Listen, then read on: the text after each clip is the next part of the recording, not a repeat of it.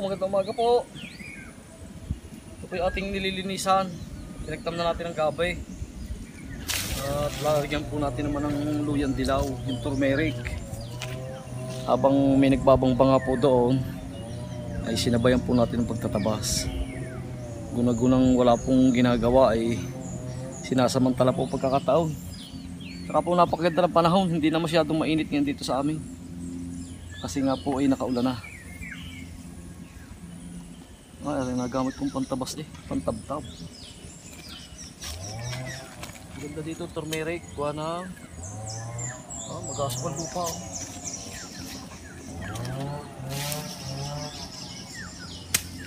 Yo, dalawa, nagbabang.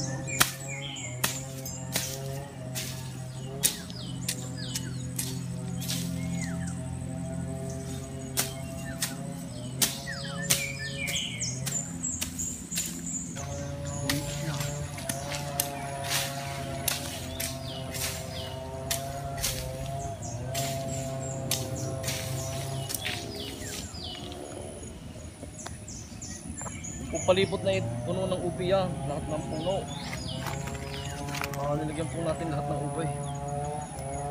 So ating pong inihahanda ngayon na itatanim ay luya po at saka po itong luyang dilaw, turmeric. Naitanim na po ang ubi at saka gabi. Medyo nahuli po ang ating pagtatanim ngayon. Nagsigurado po tayo sa ulan. Yan ang mahirap po mahirap kapag sa palaran pagka dahil dumaan nga po ang El Nino ay mahirap po yung tatanim tayo agad ng wala pang ulan dahil yung ating mga tinatanim talagang ipoy asa lang po sa ulan, asa sa patak ng ulan. Ang ating mga road crops na ito, wala naman tayong patubig dito, kung mayroon man ay sa barangay hindi po pwedeng gamitin. At naghihirap nga po dito sa tubig pagkatagaraw. Wala po ang ating source ng tubig sa barangay.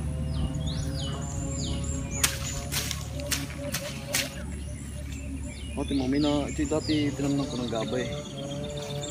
Pero dami pang lisa, no? Nasa bulungan ngayon. Gusto na patakan ng ulan, sulputan ulit ang halaman niya. Oo nga yan. May laman na rin.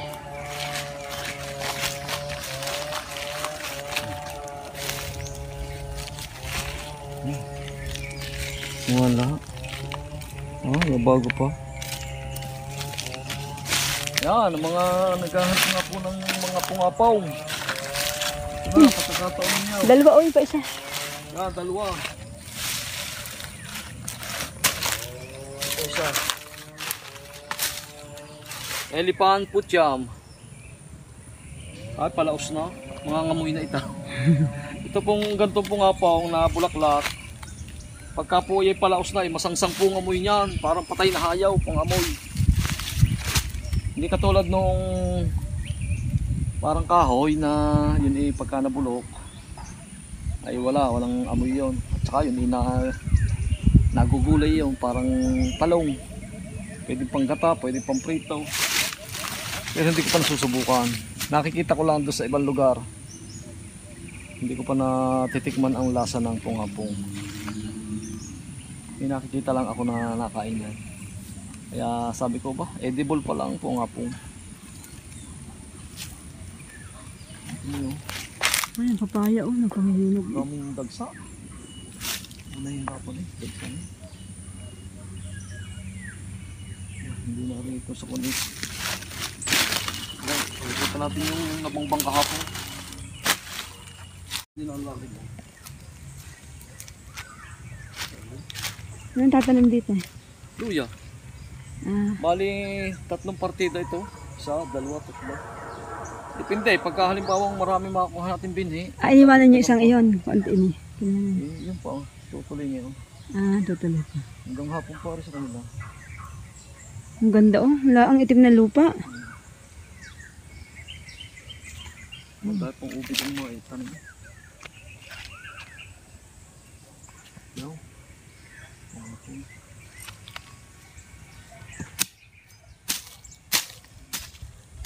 Lalabasan ang pala ng Sony. Ito yung hindi nahukay ng taon. Ay, Maliliit pa. ube. Ay nadaan ng taon. Mga tanim ulit ito. Oh. Tanim. Sumaw. So ganda ng lahi ng ube ito. Oh. Ganda. Ano eh, sarap kainin. Araw tatanim. Ang dami pa. Ay, sibulan na agad ano. Ang bilis kailang galang aliisin eh. Tinanin, wala pa 1 linggo. Wala pa 1 linggo, sibulan na ang haba na agad. Dami na sibol. So hindi nahukay nung nakaraan. Kaya mataas na agad. Mataas na agad ng ubi. Pagka madre kakao pag sa bilis umakyat ng ube. May hanga dyan, no? Palibasi magaspang ang balat ng kakawate, madre kakao. Nasa ko na gabi. Nasa taas agad. Ulupot agad siya. Ay, tatamang ko nga ng gano'n. Ayan po, pagkapatak po ng ulan, 3 days lang na nakakaulan yan, ang dami na agad sibol na ube. Mahaba na agad.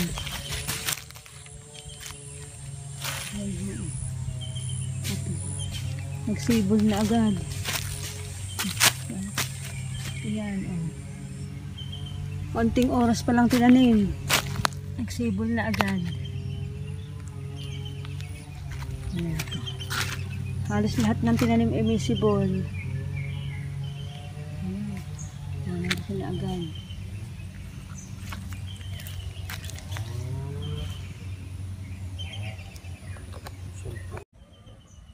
Yan ang sinasabi. Talagang iba ang bisa ng ulan. Bisa ng tubig ulan. Talagang napakasustansya sa mga halaman. Ayan, oh. Katunayan. Ilang araw pa lang nakakaulan. Isa na yan eh. Sabi nga, dapat pasalamatan din minsan ng bagyo eh. Okay lang bumagyo, huwag lang malakas. Katamtaman lang ulan. Nakakatakot yung hangin. Maraming nalulugas na halaman pagka malakas ang hangin. Unang-una yung mga saging. Ay. Lampas tao na agad eh. Ilan lang yan eh. Lalo na pag inabunuhan. Ito mo itaan. Ito yung tirang hindi nahukay. Baliswak oh. Patunay. Baliswak. Baliswak yan. O, kalat agad ang ugat eh. Yun pa oh. Di pala yung puno din papalay. Hindi nahukay mo. Hindi nga nahukay.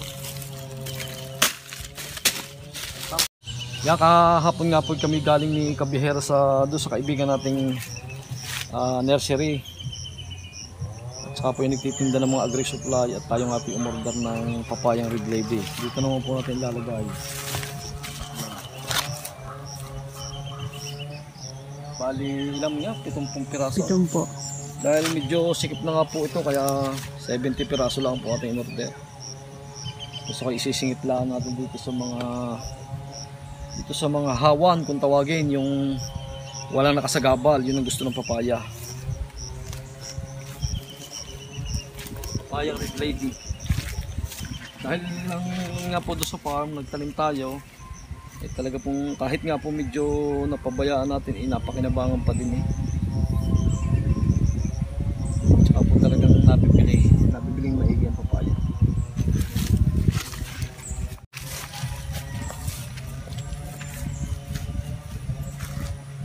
Skit, hindi binuksan. Patatlong partida. Dalawang piraso pa. Ay, natin ni Pam. Ano po pwede pa kaya? Ang ganda ng lupa. Doon text. Itim ano? Itim. Papa. Itim ang lupa. Pati luya mo yung magiging itim niya. Ay naman ilalaman dyan ng luya. Ang ganda na luya. May merienda muna po. Ay, oh, ang ganda. Merienda time. Anong merienda? Galing Macdo? Jollibee. Jollibee. Jollibee nilabong sagay. Tsaka kapal. Yan. Nilagang saba.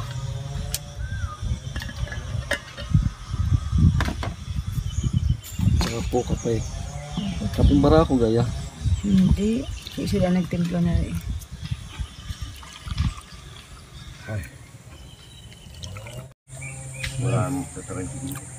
Nilabong saging na saba. Boy! Tsaka kape. Hindi kayo. Sa habing meriendang bukid.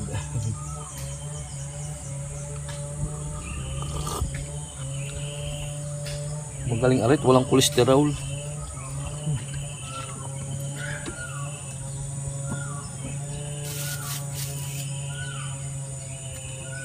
Bol! Tama!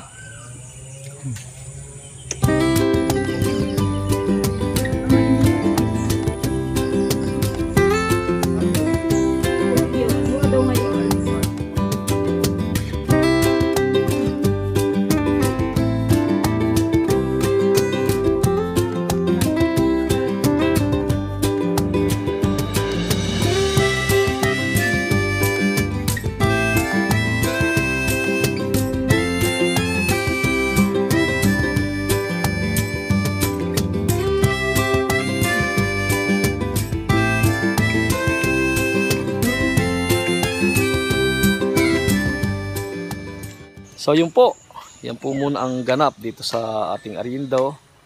At kami nga po ni Kabiyahera ay uuwi muna. Kami po may lalakarin. Habang yung dalawa nga po ay tuloy sa pagbabangbang ng tatam natin ng luya. Yan po. Titingnan po natin kung makakabalik mamayang hapon pag maaga po makakauwi. So yun po, hanggang dito na lang po ating video. Maraming po salamat, God bless at ingat po tayo lagi. Bye-bye. Bye!